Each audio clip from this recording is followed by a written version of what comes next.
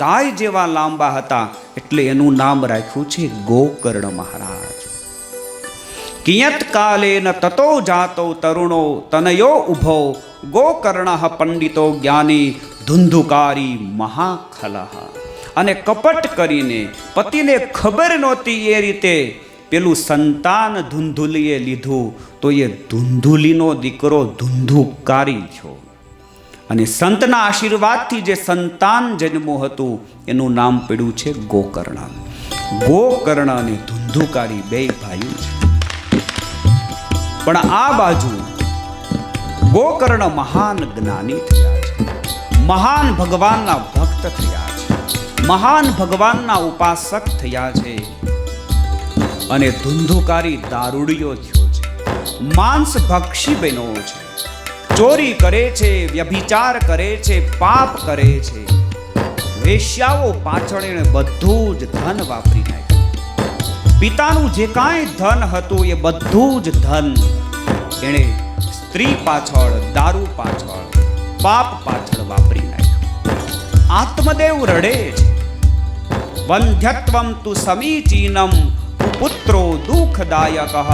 આ સંસારમાં આવા કુપુત્ર કરતા તો વાંજ્યા રહેવું એ સારું છે. આત્મદેવને જ્ઞાન થયું, આવા કપાતર કરતા તો પુત્ર ન હોય ને એ સારું છે. બહુ સુંદર આપણા સંતો વાલા ભક્તજનો આ પ્રસંગે ગાય જીવનમાં ઉતારવા જેવી પણ.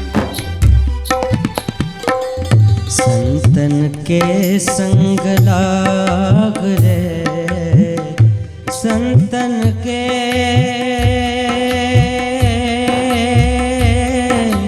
ओ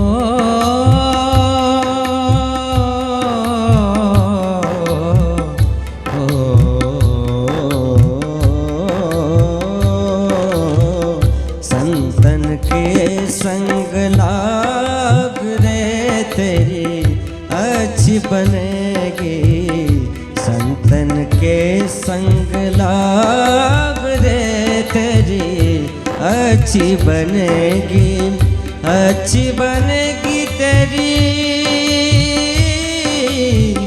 अच्छी बनेगी तेरी बिगड़ी बनेगी, अच्छी बनेगी तेरी बिगड़ी बनेगी.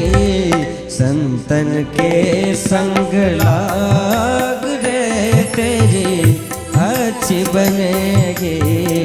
संतन के संग लाग रे तेरी अच्छी बनेगी.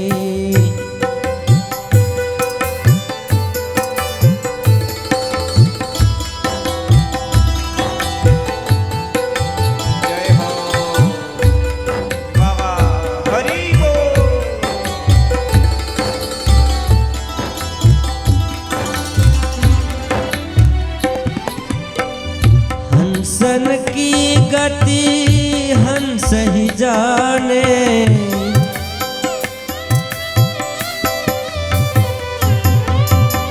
हंसन की गति हंस ही जाने, हंसन की गति हंस ही जाने. क्या जाने कोई कागरे, क्या जाने कोई कागरे. संतन के संग पूर्ण कमाई, संतन के संग पूर्ण कमाई. होय तेरो बड़ो भाग्य रे हो, होय तेरो बड़ो भाग्य रे. संतन के संग लाग रे तेरी अच्छी बनेगी. संतन के संग लाग रे तेरी अच्छी बनेगी.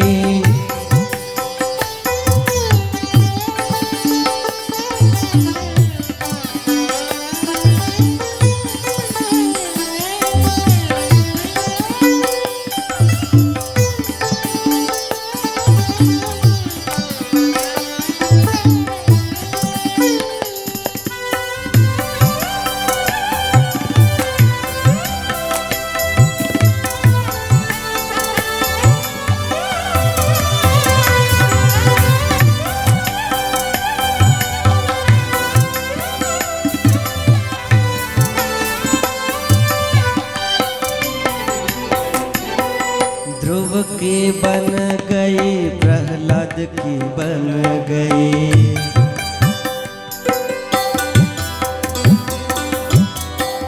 ध्रुव की बन गई, प्रहलाद की बन गई। गुरु सुमिरन बैराग्य रे, हरि सुमिरन बैराग्य रे। कहत कबीरा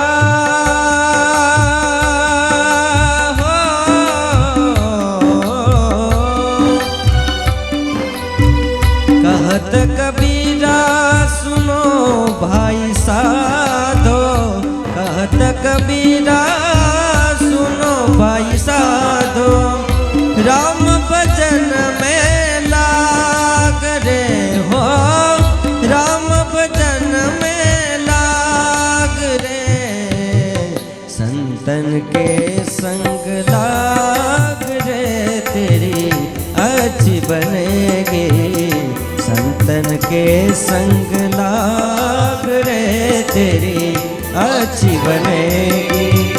अच्छी बनेगी तेरी बिगड़ी बनेगी, अच्छी बनेगी तेरी बिगड़ी बनेगी। संतन के संग लाग रे, तेरी अच्छी बनेगी। संतन के संग लाग रे, तेरी अच्छी बनेगी, अच्छी बनेगी, अच्छी बनेगी। संतन के संग लाग रे, तेरी अच्छी बनेगी।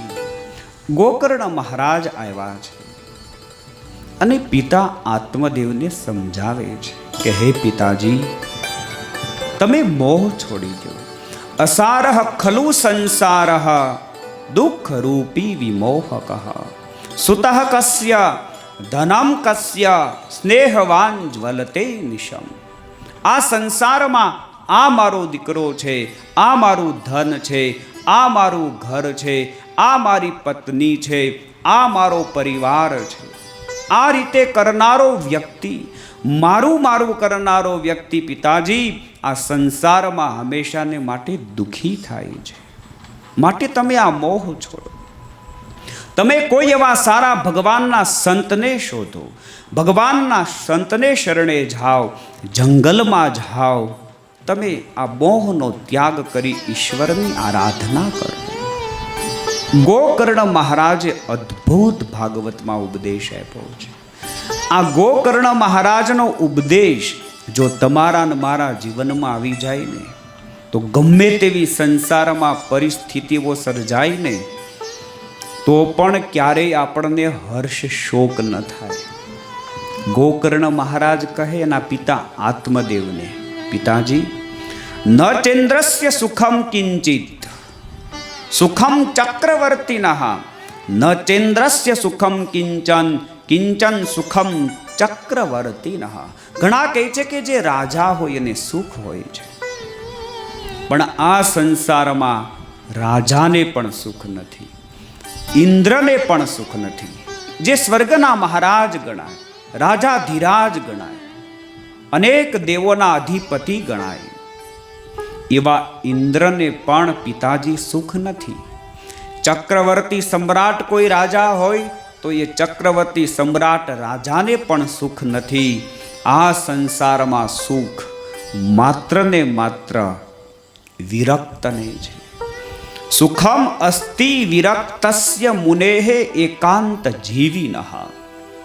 જે વિરક્ત હોય, જે મુનિ હોય, જે સાધુ હોય, જેને સંસારમાં કોઈની સાથે મતલબ ન હોય, એવો વિરક્ત હોય, મુનિ હોય, એકાંત જીવી હોય, એને જ પિતાજી સુખ મળે છે. અને ખાલી માત્ર ભગવું કપડું હોય તો જ એ સાધુ છે એવું નથી બાપ. ગ્રહસ્થમાં પણ ઘણાય સાધુ હોય, ધોળા કપડાં પહેર્યા હોય તોય સાધુ હોય, સંસારમાં રહેતા હોય, પરિવારમાં રહેતા હોય, છતાં પણ ઘણીવાર ઘણાય સાધુ હોય. બાલ બચ્ચાવાળા હોય, પરિવારવાળા હોય, તો પણ એ સાધુ હોય. જેનું જીવન ટૂંકમાં સાધુતાએ યુક્ત હોય એ સાધુ છે. સાધુની ક્યાંય વેશભૂષા નથી બતાવવામાં આવી. સાધુનો પહેરવેશ ક્યાંય શાસ્ત્રમાં નથી બતાવવામાં આવ્યો. સાધુના લક્ષણો બતાવવામાં આવ્યા છે. જેનામાં દયા હોય, જેનામાં સત્ય હોય, જેનામાં ધર્મ હોય, જ્ઞાન હોય, વૈરાગ્ય હોય, જે રાગ દ્વેષથી પર રહેતા હોય, જે નિર્વેર હોય, જે ભગવાનની 9 પ્રકારની ભક્તિ કરતા હોય, જે કથા વાર્તાના વ્યસની હોય, આ બધા સાધુના લક્ષણો છે. એટલે ગ્રહસ્થાશ્રમમાં પણ ઘણીવાર સાધુ હોય. અહીંયાથી વારે વારે યાદ કરવામાં આવે છે અક્ષર નિવાસી ગોવિંદભાઈ ઝાલાવાડિયા. એ મહાપુરુષ છે, એ સાધુ છે કે જેણે પરોપકાર માટે, દયા માટે આવું એક સુંદર સત્કર્મનો વિચાર કર્યો. અને એ સત્કર્મને તમે બધાએ અધરોઅધર ઝીલી લીધો. અને એ સત્કર્મ તમે જેટલા જેટલા કરો છો એ તમારામાં સાધુતા છે. સાધનોતિ પર કાર્યાણી ઇતિ સાધુ. જે બીજાના કાર્ય સિદ્ધ કરી આપે આનું નામ સાધુ છે. ગોકર્ણ મહારાજ કહે, પિતાજી, આ સંસારમાં એકાંત જેવી સાધુ હોય, એકાંત જેવી મુનિ હોય, એના જેવો કોઈ બીજો સુખી નથી. અને ખરેખર હો, આ તો તમે હવે બધાય ફસાઈ ગયા છો એટલે તમને હવે કોઈને બારા કાઢવાય નથી અને કોઈને અમારે હવે લઈ જવાય નથી. કાળુભાઈ, હવે તમે બધાએ પલાળી નાખ્યું છે એટલે તમારે મુંડાવવું પડશે. પણ પલાળ્યું ન હોત ને તો હું તમને એક વાત કરત. સાધુમાં જેવું સુખ છે ને બાપ, એવું આ સંસારમાં ક્યાંય નથી. આમ અમારે માથે મુંડન હોય, ટકો, અને ટકામાં 13 ગુણ. અર્જણભાઈ, નહીં વરો નહીં વેઠ, ટકામાં 13 ગુણ. નહીં વરો નહીં વેઠ, બાવો બાવો સૌ કોઈ કરે. અને ગુણાતીતાનંદ સ્વામી વિજયભાઈ એમ કહેતા કે તમે એમ કહો છો કે આ ઘોર કળયુગમાં કાંઈક પ્રતાપ હોય, ઘોર કળયુગમાં કાંઈક ઐશ્વર્ય બતાવો, ચમત્કાર બતાવો, તો અમે તમારા સંપ્રદાયમાં આવીએ. ગુણાતીતાનંદ સ્વામી એવું કહેતા કે આ ઘોર કળયુગમાં એટલો સંસારનો વાયરો વાઈ રહ્યો છે, એટલો માયાનો પ્રબળ પ્રતાપ છે, અને 20-20 ને 25-25 વર્ષના યુવાન દીકરાને દીકરીઓ ઘરબાર સંસાર છોડી અને ભગવાનનું ભજન કરે છે ને, આ જ કળયુગમાં સાહેબ મોટામાં મોટો પરચો છે. હા, 20-20 ને 25-25 વર્ષના યુવાનો. હમણાં અમારે સ્વામિનારાયણ સંપ્રદાયમાં અમેરિકામાં બોર્ન થયેલો વ્યક્તિ કિશન પટેલ, 22 વર્ષની સાહેબ ઉંમર. એમના દીકરા, એમના દાદા અહીંયા વડતાલની જોડે ખાંધલી ગામ, કરોડોપતિ માણસ સાહેબ, અબજોપતિ માણસ ગણો તો ના નહીં, દુનિયાની સંપત્તિ. દર વર્ષે વડતાલમાં એ ઘનશ્યામભાઈ પટેલનું સંજયભાઈ 5 કરોડ રૂપિયા ડોનેશન હોય. દર વર્ષે 5 કરોડથી 10 કરોડ સુધીનું દાન કરનારો વ્યક્તિ. એને એક દીકરો હરિકૃષ્ણ પટેલ, એ મેકન અમેરિકા રહે, અને એમને એક દીકરો કિશન પટેલ, 22 વર્ષની એ છોકરાની ઉંમર, અમેરિકામાં જન્મેલો, ત્યાં બોર્ન થયેલો, ત્યાંના વાતાવરણમાં ઉછરેલો. હમણાં 2 વર્ષ પહેલાં એકનો એક દીકરો અમેરિકામાં જન્મેલો હોવા છતાં આટલી બધી એની પિતાની સંપત્તિ, એના દાદાની સંપત્તિ બધું જ મૂકી ભગવી કંથા ધારણ કરીને આ સંપ્રદાયમાં સાધુ બની ગયા સાહેબ. ખાલી ખાવા નહોતું મળતું ને બાવા થઈ ગયા એવું નથી હો ભાઈ. હા, ઘણી વાર શું છે કે ખાવા ન મળતું હોય અને ચારેય દિવાલ એક હરખી હોય એટલે બધું મૂકીને બાવા થઈ જાય. ઈ સાહેબ બાવા અને સાધુમાં બહુ મોટો ફેર છે. બગાડે એનું નામ બાવા અને સુધારે એનું નામ સાધુ છે સાહેબ. ફેર છે, ભેદ છે. એટલે આ સંસારમાં ઘણીવાર ઘણા કહેતા હોય કે હવે બધાય સાધુ બગડી ગયા છે, ક્યાંય સાધુ હારા નથી. પણ તમારી નજર હોવી જોઈએ, તમારી દ્રષ્ટિ હોવી જોઈએ. કોઈ એક નબળા ડૉક્ટરનો આપણને અનુભવ થાય પછી હું દવાખાને જવાનું જ આપણે બંધ કરી દઈએ. પછી શું કરીએ કે હારો ડૉક્ટર ગોતજો. ઓલી વખતે આપણે ભેળવાઈ ગયા હતા, ઢોર ડૉક્ટર મળી ગયો હતો. હારો ડૉક્ટર ગોતજો, આ વખતે આપણે સારો ડૉક્ટર. એમ આ સંસારમાં બધા એક સરખા ન હોય. જ્યારથી આ સૃષ્ટિની રચના થઈને ત્યારથી સારા નરસા, સત્ય અસત્ય, ધર્મ અધર્મ, આ બંને દ્વંદ્વો રહેવાના છે. એટલે મોળા જેમ ડૉક્ટર આ સમાજમાં હોય એમ સારા સજ્જન અને પ્રામાણિક ડૉક્ટર પણ હોય. બે ચાર મોળા શિક્ષકો હોય તો શોધો તો સારા શિક્ષકો પણ આ સંસારમાં મળે. જેમ આ સંસારમાં સમાજમાં સારો ડૉક્ટર તમે શોધો છો, સારો શિક્ષક તમે શોધો છો, સારો એન્જિનિયર તમે શોધો છો, એમ આ સમાજમાં સારા સાધુ હોય એને શોધવા પડે છે, એને ગોતવા પડે છે. ક્યારેય કોઈ દિવસ એવો વિચાર ન કરવો કે સાધુ બધાય બગડી ગયા છે. એક વસ્તુ જીવનમાં ચુનીભાઈ યાદ રાખવાની, સાધુ હોય એ ક્યારેય બગડે નહીં, અને બગડેલ હોય એ કોઈ દિવસ સાધુ હોય નહીં સાહેબ. સાધુ હોય એ કોઈ દિવસ બગડે જ નહીં. અને તમે એમ કહો કે સાધુ બગડી ગયા તો સાહેબ એ સાધુ જ નથી. આ મહાત્મા ગાંધીજી પાસે એક યુવાન અમિતભાઈ તમારી જેવો આવ્યો અને બાપુને ફરિયાદ કરવા માંડ્યો કે બાપુ હવે ઘોર કળયુગ આવી ગયો. એટલે બાપુએ કીધું કે ભાઈ હું તને વાંધો આવ્યો? એ કે બાપુ ગજબ થયો, ઘોર કળયુગ આવી ગયો. એટલે મહાત્મા ગાંધીએ કીધું કે કેમ ભાઈ? એ કે અત્યારે તો હવે ખાદી પહેરવા વાળાએ દારૂ પીવા માંડ્યા છે. હવે ખાદી પહેરવા વાળા જે સારા ગણાતા, ઉજળા ગણાતા, એવા લોકો પણ દારૂ પીવા માંડ્યા છે. ત્યારે મહાત્મા ગાંધીએ ખૂબ સુંદર જવાબ આપ્યો કે ભાઈ, ખાદી પહેરવાવાળા દારૂ પીવે છે એમ નહીં, પણ હવે દારૂડિયાઓ ખાદી પહેરવા માંડ્યા એમ તું વિચાર. હવે દારૂડિયાઓ પણ ખાદી પહેરવા માંડ્યા. એમાં સંસારમાં જે શેતાન હતા ને એ ઘણીવાર હવે ઘણા ભગવા પહેરવા માંડ્યા. એટલે આપણને એમ લાગે કે આ લોકો આમ કેમ કરે છે, આમ કેમ કરે છે, પણ એ શેતાન હોય બાપ. બહુ સુંદર ભાગવતજીનો સિદ્ધાંત છે.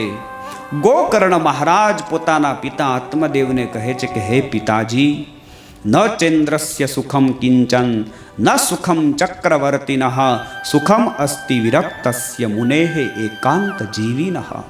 આ સંસારમાં જે એકાંતમાં રહી અને હરિની આરાધના કરતો હોય એવો જે મુનિ હોય એને જેવું સુખ હોય એવું બીજા કોઈને નથી.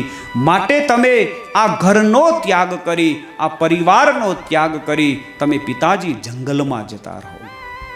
એક દીકરો પોતાના પિતાને શિખામણ આપે છે. હો, આત્મદેવે ગોકર્ણ મહારાજને કીધું કે બેટા, હું વન જઈ, જંગલ જઈ, મારે શું કરવાનું?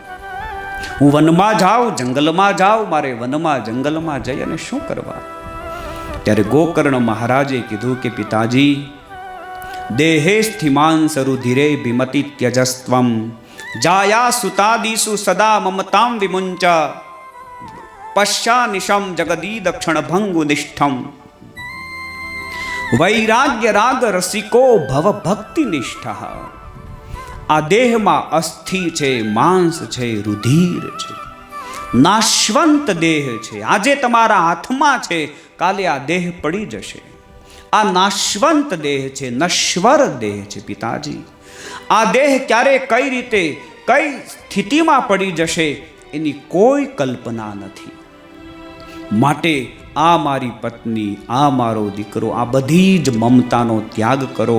આ સારાય સંસારને તમે ક્ષણ ભંગુ માનો, ક્ષણ ભંગુર સમજો અને વૈરાગ્યના રાગથી રંગાય તમે ભગવાનની ભક્તિ કરો. બહુ સુંદર અદ્ભુત ગોકર્ણ મહારાજે ઉપદેશ આપ્યો છે. ધર્મમ ભજસ્વ સતતમ ત્યજ લોક ધર્માન સેવસ્વ સાધુ પુરુષાન જહિ કામ તૃષ્ણામ અન્યસ્ય દોષમ ગુણચિંતમાસુ મુક્ત્વા સેવા કથા રસમહો નિતરામ પીબત્વમ. હે પિતાજી, તમે ધર્મનું પાલન કરો, સાધુ પુરુષનો સંગ કરો, કામ, આશા, અપેક્ષા, તૃષ્ણા એનો ત્યાગ કરો, બીજાના દોષ અને પોતાના ગુણ જોવાનું તમે છોડો અને ભગવાનની સેવા કરો, ભગવાનની કથાનું શ્રવણ કરો. આ તમે જંગલમાં જઈ હરિની આરાધના કરો. આત્મદેવે પોતાના દીકરાની વાત વિચારી ધારી ગૃહ ત્યાગ કર્યો, વનગમન કર્યું, ભજન કરી અંતે ભગવાનના ધામને પામ્યા છે. અને આ બાજુ ધુંધુકારી પિતા વનમાં ગયા અને એમની માં જે ધૂંધલી હતી એને ખૂબ મારે છે, બહુ મારે, બહુ દુઃખ આપે. એટલે એકવાર ધૂંધલી પણ બિચારી કંટાળી ગઈ અને કૂવામાં પડીને મરી ગઈ. ગોકર્ણ મહારાજ તો સંત છે. ગોકર્ણ તીર્થયાત્રામ નિર્ગતો યોગ સંસ્થિત ન દુઃખમ ન સુખમ તસ્ય ન વેરી નાપી બાંધવ. ગોકર્ણ મહારાજને સુખ પણ નથી થયું, દુઃખ પણ નથી થયું. પછી ઘરનો ત્યાગ કરીને એ પણ તીર્થયાત્રા કરવા માટે નીકળી ગયા. ધુંધુકારી વેશ્યાગામી થયો છે, રાજાનું ધન ચોરીને લાવ્યો છે અને રાજાનું ધન ખજાનો ફાડીને ઘણું ધન લાવ્યો. એટલે વેશ્યાઓએ એકવાર એને બાંધી મોઢામાં ધગધગતા અંગારા નાખી ગળું દબ્બી અને વેશ્યાઓએ એને મારી નાખ્યો છે, ભાગવતમાં લખ્યું છે. અને ત્યારબાદ આ વેશ્યાઓ હતી એ ધન લઈને જતી રહીને ધુંધુકારી આ રીતે મર્યો. પાપી હતો, વિષયી હતો, વાસનિક હતો, વ્યભિચારી હતો, એટલે મરીને પ્રેત થયો છે. અને ગોકર્ણ મહારાજને સમાચાર મળ્યા એટલે એણે ગયાજીમાં શ્રાદ્ધ કર્યું, છતાં પણ એની મુક્તિ ન થઈ. સૂર્યનારાયણની સાધના કરી, સૂર્યનારાયણને પ્રગટ કરી ગોકર્ણ મહારાજે પૂછ્યું. ત્યારે સૂર્યનારાયણે ભાગવતની કથા 7 દિવસની ગોકર્ણ મહારાજને કહ્યું કે તમે કથા સંભળાવો તો કથાથી તમારા ભાઈ ધુંધુકારીનો ઉદ્ધાર થશે. અને ત્યારબાદ ગોકર્ણ મહારાજે 7 દિવસ સુધી વાલા ભક્તજનો આ શ્રીમદ ભાગવતની કથા સંભળાવી. અને 7 દિવસ સુધી ત્યાં એક વાસ હતો, એ વાસમાં પ્રેતનો દેહ હતો. એટલે એ વાસમાં 7 દિવસ સુધી એણે વાસ કર્યો અને ભાગવતની કથાનું શ્રવણ કર્યું. અને 7 દિવસના અંતે જ્યારે કથા પૂર્ણ થઈ ત્યારે નારદજી કહે છે કે સાક્ષાત વિષ્ણુના પાર્ષદો એને તેડવા માટે આવ્યા છે. ભગવાનના ધામમાં ધુંધુકારી ગયો છે, એનો ઉદ્ધાર થયો છે. શ્રાવણ માસમાં ફરીવાર ગોકર્ણ મહારાજે કથાનું આયોજન કર્યું. એમાં જેટલા શ્રોતાઓ આવ્યા હતા એ બધા જ શ્રોતાનું કલ્યાણ થયું છે. એટલા માટે આ ભાગવત કથા પરિવાર સાથે બધાએ અવશ્ય શ્રવણ કરવી. વ્યાસ ભગવાન લખે ન અવકાશ કદાચિત દીન માત્રમ તથાપિતો સર્વથા આગમનમ કાર્યમ ક્ષણ અત્રેવ સુદુર્લભ. 7 દિવસ સુધી સાવધાન થઈ સમય કાઢી અને ભગવાનની કથા કરવી. 7 દિવસ જો કથા શ્રવણ કરવાનો અવકાશ પ્રાપ્ત ન થાય તો 5 દિવસ કથા શ્રવણ કરવી, 3 દિવસ કરવી. જેટલો સમય મળે એટલી આ ભગવાનની કથાનું શ્રવણ કરવું ખૂબ સુંદર. વાલા ભક્તજનો 7 અધ્યાયમાં શ્રીમદ ભાગવતનું મહાત્મય વ્યાસ ભગવાને બતાવ્યું. ત્યારબાદ પ્રથમ સ્કંધમાં વ્યાસ ભગવાનનું મંગલાચરણ કરતા કહે છે જન્માદ્યસ્ય યતોન્વયાદિ તરતશ્ચાર્થેશ ભિજ્ઞ સ્વરાટ તેને બ્રહ્મરુદાય આદિ કવયે મુહ્યંતિ યત્સૂરયઃ તેજો વારી મૃદામ યથા વિનિમયો યત્ર તિસર્ગો મૃષા ધામના સેન સદા નિરસ્તકુહકમ સત્યમ પરમ ધીમહિ. શ્રીમદ ભાગવતના પ્રથમ સ્કંધનો આ પ્રથમ શ્લોક છે. વ્યાસ ભગવાન કહે કે સનાતન પરમ તત્વ જે આ સંસારની ઉત્પત્તિ કરે છે, સ્થિતિ કરે છે, પોષણ કરે છે અને વળી પાછો લય કરે છે, એવા સત્ય સ્વરૂપ ભગવાનને હું નમસ્કાર કરું છું. અહીંયા વ્યાસ ભગવાને કોઈ એક ભગવાનનું નામ નથી લીધું. ભગવાન સત્ય સ્વરૂપ છે. જે તમારા ઈષ્ટદેવ હોય ને એનું તમે ભાવથી સ્મરણ કરો. બસ તમે કોઈક એક ઈષ્ટનો આશરો રાખો, તમે કોઈક ઈષ્ટની એક શરણાગતિ રાખો, તમે કોઈકના થઈને રહો. જીવનમાં એક ઈષ્ટદેવ નક્કી થવા જોઈએ, જીવનમાં એક ગુરુ નક્કી થવા જોઈએ અને જીવનમાં એક મંત્ર નક્કી થવો જોઈએ. ઘણાને આ ત્રણમાંથી કંઈ નક્કી જ નથી થતું. એક કોઈ મંત્રનો તમે જાપ કરો, એક તમે કોઈ સદગુરુને તમે પકડીને રાખો, એના શરણે રહો, અને એક કોઈ તમારા ઈષ્ટદેવ હોવા જોઈએ. સત્યમ પરમ ધીમહિ, સત્ય સ્વરૂપ એવા પરમાત્મા, સત્ય સ્વરૂપ એવા ઈશ્વર, સત્ય સ્વરૂપ એવા ભગવાન, એનો વ્યાસ ભગવાન કે હું ધ્યાન કરું છું. ધર્મના નામે ક્યારેય કોઈ દિવસ સમાજમાં કોઈએ પણ ડખો ન કરવો, બાંધણું ન કરવું, કલહ ન કરવું. ઘણીવાર ઘણા લોકોની એવી બધી હાવ તુચ્છ માન્યતાઓ, એકદમ ફિજૂલ માન્યતા. કોઈ વૈષ્ણવ પરિવાર હોય અને એ દીકરી પરણી અને સ્વામિનારાયણ સંપ્રદાયનો કોઈ સત્સંગી હોય, હરિભગતનું ઘર હોય અને વૈષ્ણવ પરિવારની દીકરી પરણી અને સ્વામિનારાયણનો કોઈ હરિભગત હોય એના ઘરે આવે તો કોઈ દિવસ હરિભક્તોએ એવો આગ્રહ ન રાખવો જોઈએ કે તું આ કંઠી કાઢી નાખ અને અમારી સ્વામિનારાયણની કંઠી પહેર. એને જીવનમાં એમ થાય, ધર્મ પાળવામાં બધા જ સ્વતંત્ર છે. એને મનમાં એમ થાય કે મારે હવે આ ધર્મ સ્વીકારવો છે, આ કંઠી ધારણ કરવી છે. એને હૃદયમાં ભાવ થાય અને કંઠી ધારણ કરે તો બરાબર છે.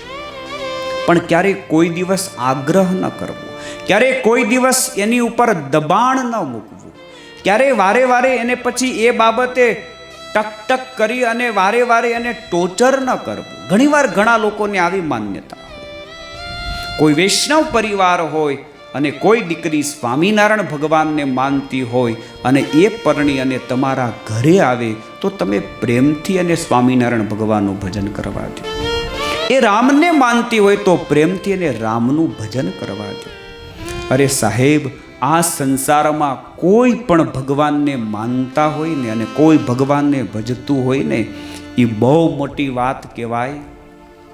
બાકી આ કળિયુગમાં કોઈને પલાઠી વાળી અને ભગવાનનું નામ લેવું ગમતું નથી, કોઈને ભગવાનના મંદિરે જવું ગમતું નથી.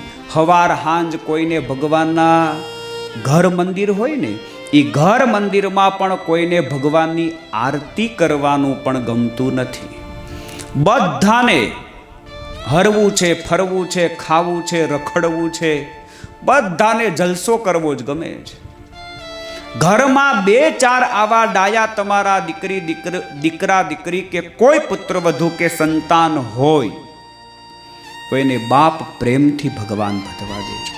ભગવાન ભજવામાં ક્યારે ભેદ ન પાડવો. એક રામ ઉપાસક સાધુ હતા અને એક કૃષ્ણ ઉપાસક સાધુ. એકને રામ ભગવાનની આમ રગો રગમાં ઉપાસના, સાંગો પાંગ રામની ભક્તિના, નસે નસમાં રામની ભક્તિ, અને સામે બીજા એવા કૃષ્ણ ઉપાસક સાધુ. હવે આ કૃષ્ણ ઉપાસક સાધુ હતા ને, એ પણ કૃષ્ણના મહાન ભક્ત, અઠાંગ ઉપાસક. ભગવાન કૃષ્ણ સિવાય બીજો કોઈ મંત્ર જાપ ન જપે. એકવાર આ રામ ઉપાસક સાધુ અને કૃષ્ણ ઉપાસક સાધુ, આ બે સાધુ ભેગા થઈ ગયા. એક બહુ મોટું વિશાળ મેદાન હતું. એ મેદાનમાં બંને જણા આમ ચાલ્યા જતા હતા, બે સંતો. આગળ રામ ઉપાસક સાધુ જાય, પાછળ પેલા કૃષ્ણ ઉપાસક સંત. બેયને પોતપોતાના ઈષ્ટદેવની સંજયભાઈ નિષ્ઠા દ્રઢ, અને એકાબીજા આમ નમતું ન મૂકી એવા બે આમ પાક્કા. અમારે સ્વામિનારાયણ સંપ્રદાયમાં આવું બહુ પાળતા હોય ને એને એકાંતિક ભગત કહેવાય. હાથ ગરણે પાણી ગાળીને વાપરે, એકાંતિક કહેવાય એને. હા, એટલે આવા એકાંતિક. અને વૈષ્ણવમાં બહુ કાળું પાડતા એને કેવા કહેવાય? મરજાદી. આ મરજાદી વૈષ્ણવ હોય ને, એ તમારા ઘરે પાણી ન પીવે. એને ટાંકા પણ 2-3 હોય અગાસી ઉપર. ઠાકોરજીનો ટાંકો જુદો હોય, ટોયલેટનો ટાંકો જુદો હોય, બાથરૂમનો ટાંકો જુદો હોય, 3-4 તો ટાંકા હોય. હા, એ બહુ વ્યવસ્થિત ધર્મનું પાલન કરતા હોય.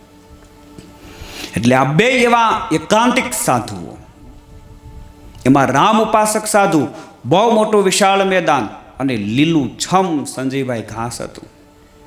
એટલે રામ ઉપાસક સાધુએ કીધું કે આ મેદાનમાં આ ઘાસ છે ને મારા રામનો ઘોડો ચરે એવું ઘાસ છે. એટલે કૃષ્ણ ઉપાસક સંત હતા ને એણે કીધું કે ના, આ ઘાસ, આ મેદાનમાં જે આ ઘાસ છે મારા કૃષ્ણની ગાયો ચરે એવું આ ઘાસ છે. રામ ઉપાસક સાધુ કે ના, મારા રામનો ઘોડો ચરે એવું આ ઘાસ છે. અને કૃષ્ણ ઉપાસક સંત વળી પાછા કે ના, આમાં તો મારા કૃષ્ણની ગાયો ચરે એવું ઘાસ છે. પેલા તો બે જણા હામે હામાં બોલતા હતા, પછી બે જણાએ એકાબીજાના કાંખલા પકડ્યા. એ જભા પહેરતા હતા વિજયભાઈ, અમારી જેમ ખેસ્યું નહોતા પહેરતા, એટલે કાંખલો હોય એમ છે. એટલે બે જણાએ હામા હામા એકાબીજાના જભા પકડી લીધા અને બે જણા ઝઘડવા માંડ્યા, બે જણા બાંધવા માંડ્યા. એટલે રામ ભગવાને અને કૃષ્ણ ભગવાને વિચાર કર્યો, બે જણા તાત્કાલિક ભેગા થઈ ગયા અવકાશ માર્ગે, ઉપર અધરોધર તાત્કાલિક અવકાશમાં મીટિંગ કરી કે આપણે બે જણા જઈએ અને જુદા કરીએ, ન કરી એક ઓછો થઈ જાય. આમાં રામચંદ્ર ભગવાન અને કૃષ્ણ ભગવાન ત્યાં પ્રગટ થયા છે મેદાનમાં. બે જણા બાંધતા હતા ને, કલહ કરતા હતા, ઝઘડતા હતા, અને બે જણાને જુદા કર્યા. અને બે જણાને જુદા કરી કૃષ્ણ ભગવાન કે ભલા માણસો, તમે શા માટે બાંધો છો? અમારે બેયને હારામ હારું છે. રામચંદ્ર ભગવાન કે કૃષ્ણ ભગવાન કે અમે કોઈ દિવસ બાંધતા જ નથી, ઝઘડતા જ નથી. શા માટે તમે અમારી ઉપાસના માટે, ભક્તિ માટે બાંધો છો?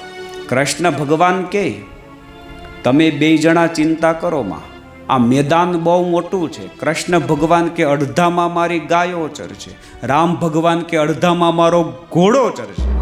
તમે શા માટે બે જણા ખોટે ખોટું બાંધો છો? એમાં આટલું મોટું જગતનું મેદાન છે ભાઈ, એક સરખી કોઈની ઉપાસના ન હોય.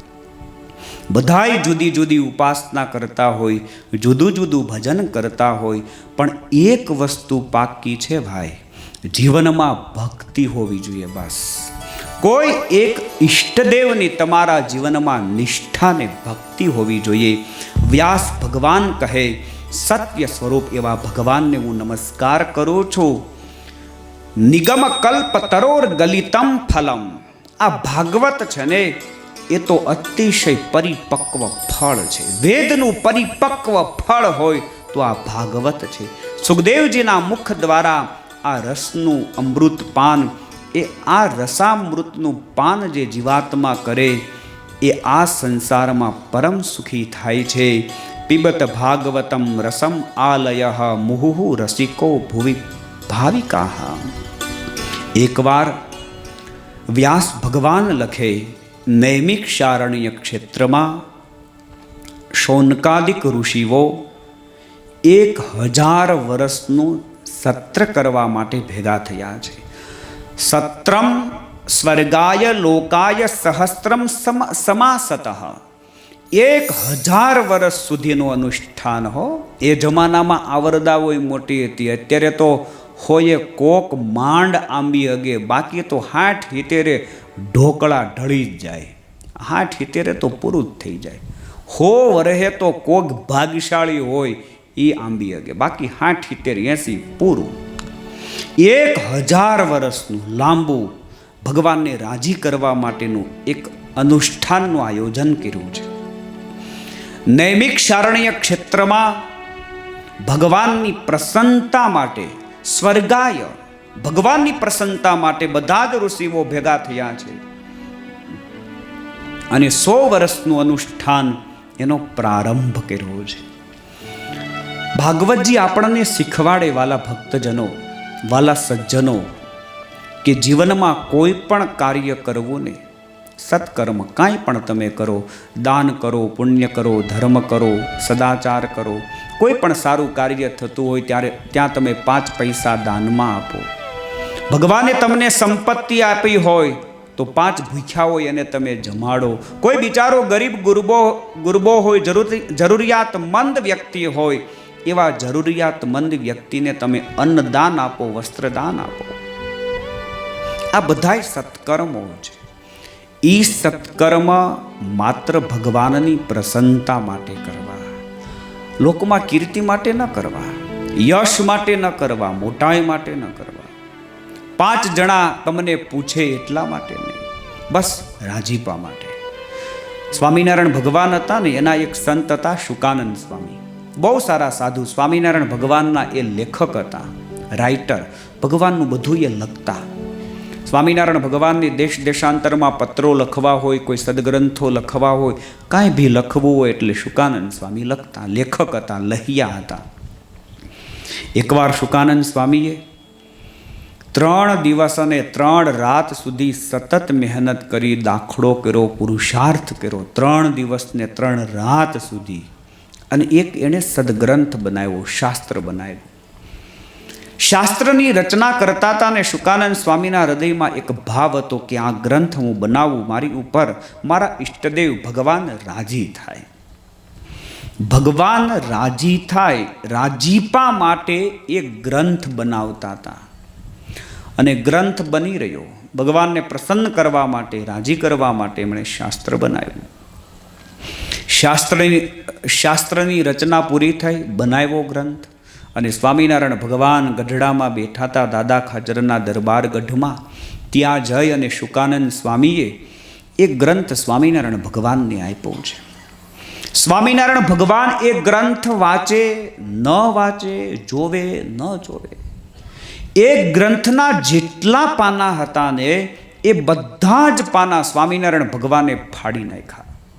અને ફાડી અને શુકાનંદ સ્વામી જે ગ્રંથ દેવા માટે આવ્યા હતા એની ઉપર સ્વામિનારાયણ ભગવાને ઉડાડી દીધા અને ખડખડાટ હસવા મળ્યા. અને સામે શુકાનંદ સ્વામી પણ છે ને ખડખડાટ હસવા મળ્યા. એટલે સ્વામિનારાયણ ભગવાને કીધું કે અરે શુકમુનિ, 3 દિવસ અને 3 રાત્રિ સુધી તમે આ ગ્રંથ બનાવવામાં દાખલો કર્યો, મેં આ ગ્રંથ વાંચ્યો નહીં, એક પણ પાનું ખોલીને જોયું નહીં, અને મેં ફાડીને ફેંકી દીધો, અને તોય તમે ખડખડાટ હસો છો, તમને ખોટું ન લાગ્યું? અને આપણે જો આ જગ્યાએ હોય ને તો આપણે તો 7 વાર ખોટું લાગે, આપણને તો 7 વાર લાગે. આપણે તો મનમાં બોલી જઈએ કે તમે ભગવાન છો એટલે તમને કે કોણ, બાકી તમને કંઈ ખબર પડતી નથી. આ કેટલી મહેનતે મેં ગ્રંથ બનાવ્યો.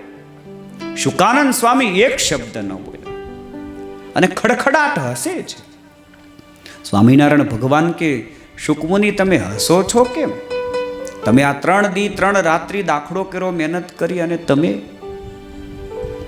અને ત્યારે શુકાનંદ સ્વામીએ કહ્યું કે મહારાજ, જ્યારથી હાથમાં કલમ લીધી ને આ ગ્રંથ બનાવવાનો મેં પ્રારંભ કર્યો ને, મારા હૃદયમાં એક જ ભાવ હતો, આ ગ્રંથની હું રચના કરું, મારી ઉપર મારો ઈષ્ટદેવ રાજી થાય, મારી ઉપર મારો ભગવાન રાજી થાય, મારી ઉપર મારો વાલો રાજી થાય. પછી ભગવાન તમે વાંચીને રાજી થાવ તોય ભલે, ફાડીને રાજી થાવ તોય ભલે, મારે તમને રાજી કરવા તા.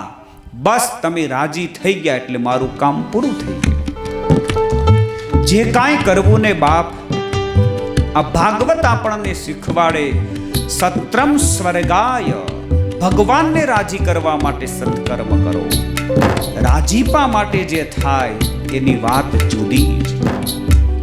એટલે જે કાંઈ જીવનમાં તમે વાલા ભક્તજનો સત્કર્મ કરો, ધર્મ કર્મ કરો, પુણ્ય કરો, દાન કરો, પરોપકાર કરો, તમે કોઈને મદદ કરો, કદાચ તમારા પરિવારમાં કોઈને મદદ કરો, તમે 2 દીકરીઓને મદદ કરો, ક્યારેય કોઈ દિવસ પછી સંભળાવવું નહીં. મદદ કરી પછી પૂરું સાહેબ, પરોપકાર કર્યો, આપ્યું પછી ભૂલી જાઓ. રાજીપા માટે કરો. અને રાજીપા માટે થાય ને એનો બહુ મોટો મહિમા છે. બહુ સુંદર અમારા સંતો અહીંયા ગાય છે. વાલા ભક્તજનો, હમણાં કથા વિરામ લેશે એટલે આવેલા તમામ શ્રોતાઓ માટે પાણી દરવાજા મંદિરેથી સરસ મજાનો અમે સંતો પ્રસાદ લઈ આવ્યા છીએ. અમારે હર્ષદભાઈ દેવાણી, અમારા ખૂબ સારા વિજયભાઈ શેફ છે, આપણા મંદિરના શેફ, હારામાં હારા રસોયા છે. એટલે એમણે તાજે તાજો મોહનથાળ બનાવ્યો છે. અને તાજે તાજા ગાંઠિયા બનાવ્યા છે ભાઈ. એટલે ગાંઠિયાનો અને મોહનથાળનો પ્રસાદ લીધા વિના કોઈ પણ બેનો ભાઈઓ જાશો નહીં. આજનો પ્રસાદ વક્તા તરફથી છે, આ મારા તરફથી છે, બરાબર? કોઈ યજમાન નથી સાહેબ. એટલે આજનો પ્રસાદ સ્વામિનારાયણ મંદિર પાણી દરવાજા તરફથી અમારી સંસ્થા તરફથી છે. એટલે બધા જ બહેનો ભાઈઓ પ્રસાદ લઈ લે જાજો. આમ કથા પછી નાસ્તો ન હોય ને વિજયભાઈ, અમને ન ગમે, આપણને હાવ કોરું કોરું લાગે. એટલે મેં કીધું આ તમે શરૂ કરો, ખવડાવો. ખાધા વિનાની કથા ઉગે જ નહીં ભલા માણસ, સમજ્યા? ખાધા વિનાની કથા જ ન ઉગે. એટલે દરરોજ કાંઈક ને કાંઈક થોડો થોડો નાસ્તો પ્રસાદના રૂપમાં, અલ્પાહારના રૂપમાં, પ્રસાદના રૂપમાં આપશું. આજે પહેલા દિવસનો પ્રસાદના યજમાનનો દાતા હું થયો છું. પછી કાલથી જેને થાવું એ થાજો, બરાબર? અને નહીં થાવ તો પાણી દરવાજાથી પ્રસાદ પાકો આવશે. આ તમારે થાવું હોય તો થાજો, નકર પ્રસાદ દરરોજ આવશે. બહુ સુંદર અમારા સંતોએ ગાયું છે, અદ્ભુત સાહેબ.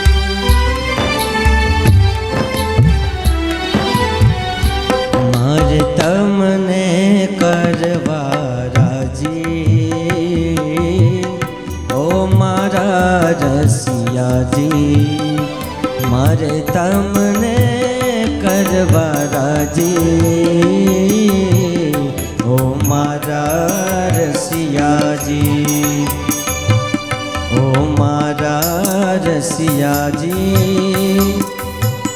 આજ સુધીના ગુના મારા